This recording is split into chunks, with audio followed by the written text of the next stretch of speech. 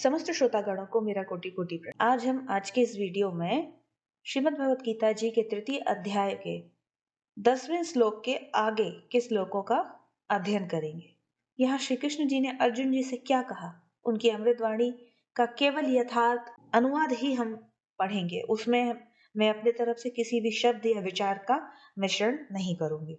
तो श्लोकों का जो यथार्थ अर्थ है वही मैं आपके लिए पाठन कर शुरू करते हैं 10वें श्लोक से। श्री कृष्ण जी अर्जुन जी से कह रहे हैं कि प्रजापति ब्रह्मा जी ने सृष्टि के आदि काल में कर्तव्य कर्मों के विधान सहित प्रजा मतलब मनुष्य आदि की रचना करके उनसे प्रधानतया मनुष्यों से कहा कि तुम लोग इस कर्तव्य के द्वारा सबकी वृद्धि करो, और यह कर्तव्य कर्म रूप यज्ञ तुम लोगों को कर्तव्य पालन की आवश्यक सामग्री प्रदान करने वाला। इस अपने कर्तव्य कर्म के द्वारा तुम लोग देवताओं को उन्नत करो और वे देवता लोग अपने कर्तव्य के द्वारा तुमको उन्नत करेंगे। इस प्रकार एक दूसरे का उन्नत करते हुए तुम लोग परम कल्याण को प्राप्त हो जाओ। यज्ञ से पुष्ट हुए देवता भी तुम लोगों को बिना मांगे ही कर्तव्य पालन की आवश्यक सामग्री देते रहेंगे। इस प्रकार उन देवताओं की दी हुई सामग्री को दूसरों की सेवा में लगाए बिना जो मनुष्य स्वयं ही उसका उपभोग करता है वह चोर ही है। यज्ञ शेष योग का अनुभव करने वाले श्रेष्ठ मनुष्य संपूर्ण पापों से मुक्त हो जाते हैं, परंतु जो केवल अपने लिए ही पकाते अर्थात सब कर्म करते हैं वे पापी लोग तो पाप का ही भक्षण करते हैं। संपूर्ण प्राणी अन्न से उत्पन्न होते हैं। अन्न की उत्पत्ति वर्षा से होती है, वर्षा यज्ञ से होती है, यज्ञ कर्मों से संपन्न होता है। कर्मों को तू वेद से उत्पन्न जान और वेद को अक्षर ब्रह्मा से प्रकट हुआ जान।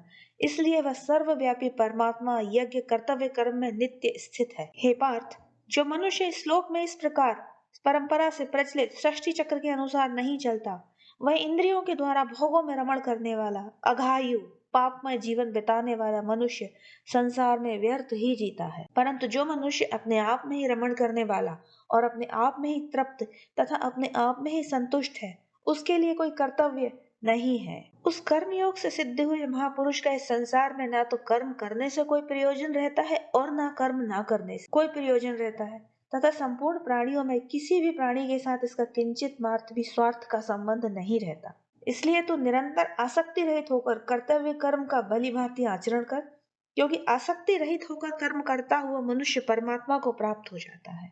राजा जनक जैसे अनेक महापुरुष भी कर्म योग के द्वारा ही परम सिद्धि को प्राप्त हुए थे। इसलिए लोक संग्रह को देखते हुए भी तू निष्काम भाव से कर्म करने के ही योग्य है, अर्थात अवश्य करना चाहिए। श्रेष्ठ मनुष्य जो जो आचरण करता है दूसरे मनुष्य वैसा वैसा ही आचरण करते हैं।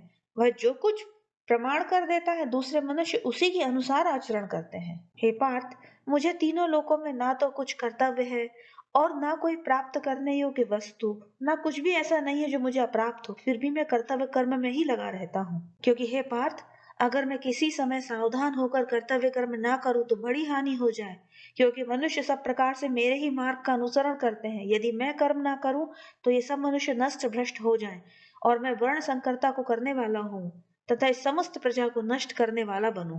हे भरत वंशोद्भव अर्जुन, कर्म में आसक्त हुए अज्ञानी जन जिस प्रकार कर्म करते हैं, आसक्ति रहित तत्वज्ञ महापुरुष लोक संग्रह करना चाहता हुआ उसी प्रकार कर्म करे। सावधान तत्वज्ञ महापुरुष कर्मों में आसक्ति वाले अज्ञानी मनुष्यों की बुद्धि में भ्रम उत्पन्न न करे, प्रत्युत स्वयं समस्त कर्मों को अच्छी तरह से करता हुआ उनसे भी वैसे ही करवाए। संपूर्ण कर्म सब प्रकार से प्रकृति के गुणों द्वारा किए जाते हैं, परंतु अहंकार से मोहित अंतःकरण वाला अज्ञानी मनुष्य मैं करता हूँ ऐसा मान लेता है। परंतु हे महाभाव, गुण विभाग और कर्म विभाग को तत्व से जानने वाला महापुरुष संपूर्ण गुण ही गुणों में बरत रहे हैं ऐसा मानकर उनमें आसक्त नहीं हो। तो आज के लिए इतना ही। यह पाठन हमने श्लोक 28 तक किया है। अगले वीडियो में अगले श्लोकों के साथ मिल। धन्यवाद, प्रणाम।